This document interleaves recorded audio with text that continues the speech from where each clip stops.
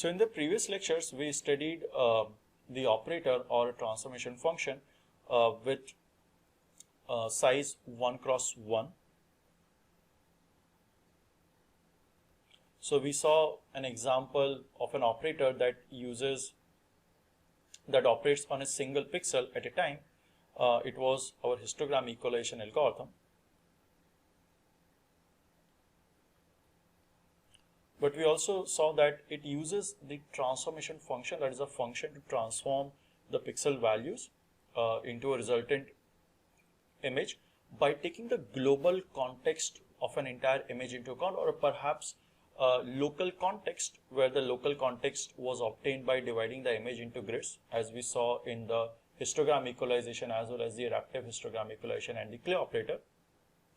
Now in this lecture we will discuss kernels or operators or filters. So now we will, since earlier we had histogram equalization taking the global context into account or local context into account, where the local context was sufficiently large, we call it transformation function.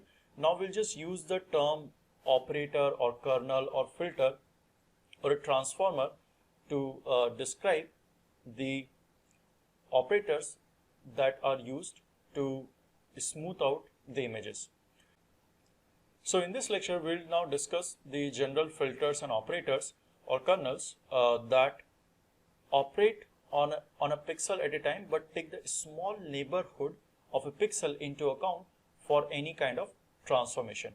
So these kind of filters or these kind of kernels or operators, depending on the function, the inherent function that they are using to operate on a neighborhood, it defines the kind of result that we'll be getting in the transformed image. So in this lecture we will be covering the kernels and their functions that are useful for smoothing out the images, which may be helpful for removing the noises in the images which we studied earlier.